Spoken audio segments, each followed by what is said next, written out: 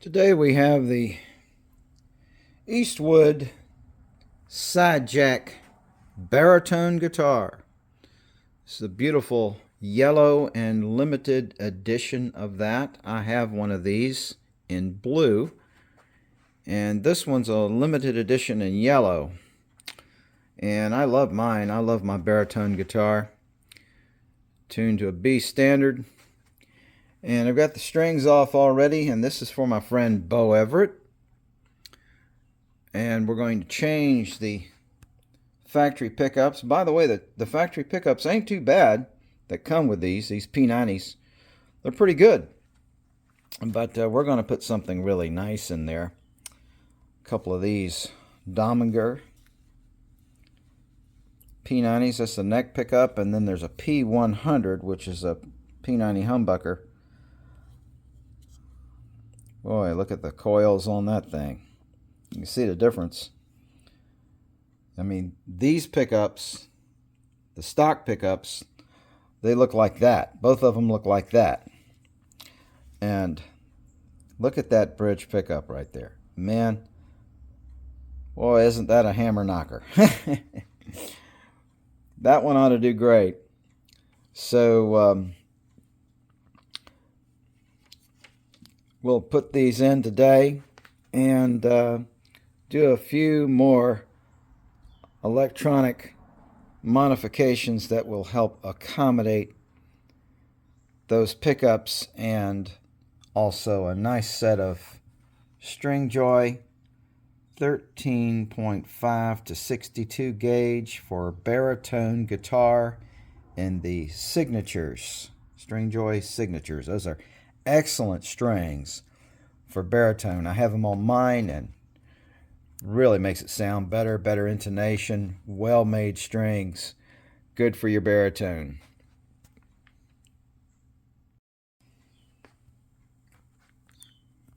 Looking inside, looks like we've got a couple of cheap dime size pots.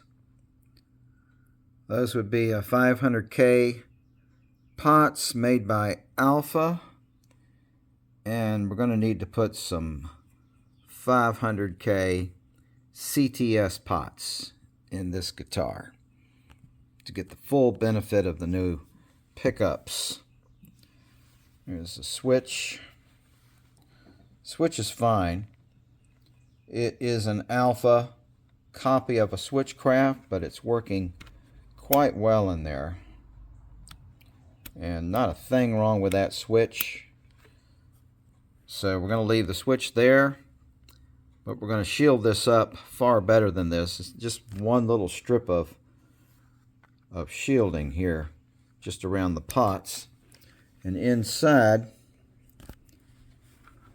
we have some shielding paint, but it's not really very thick. You can see how they kind of just brushed it on sparingly, and really they needed to put a thicker coat of shielding paint in there. This is black conductive paint for shielding, and the copper tape is a lot better, so we're going to tape this up with copper shielding.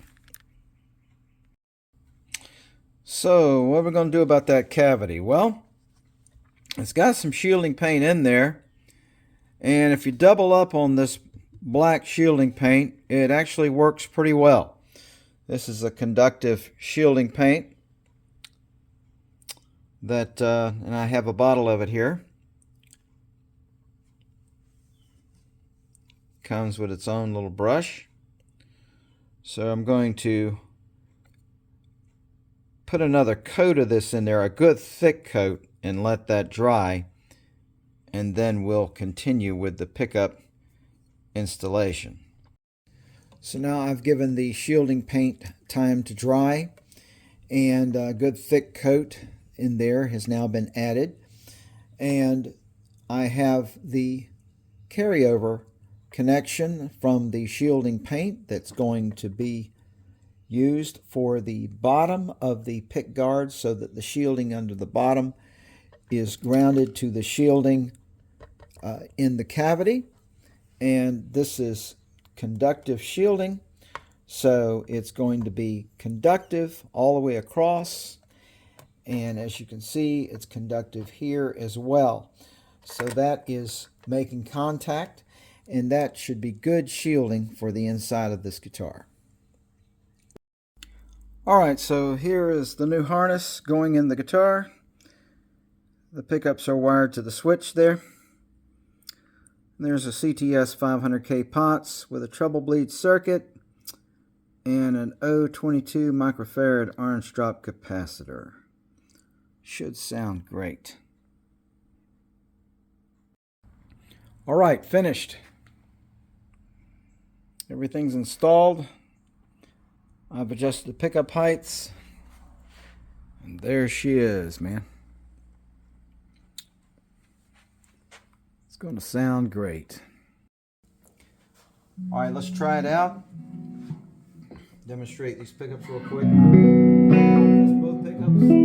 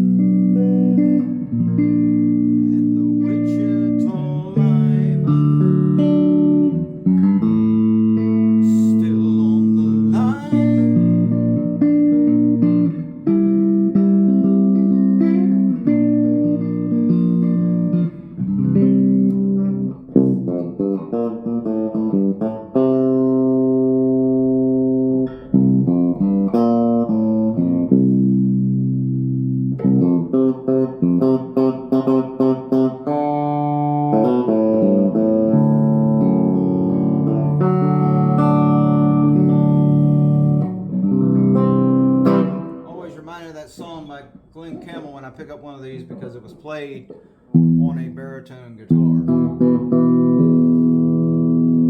originally.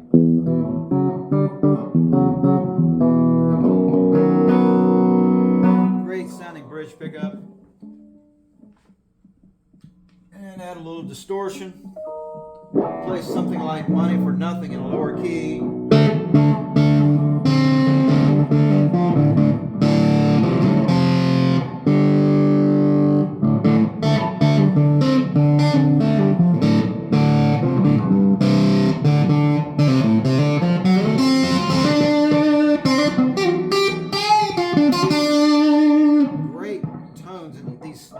These big strings and this long scale really.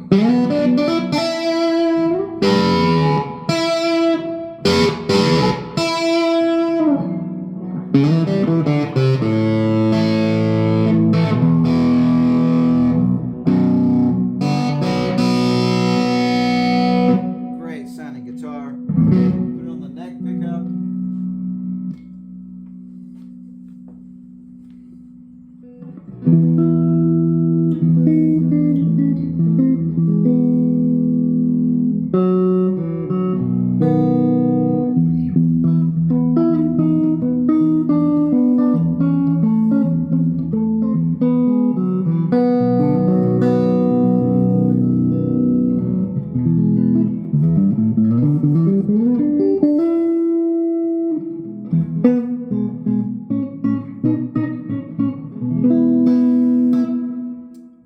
Rewired CTS Potts and Dominger pickups. She sounds fantastic. And, I know that my customer and friend, Bo Everett, old friend Bo is going to love this guitar when he gets it.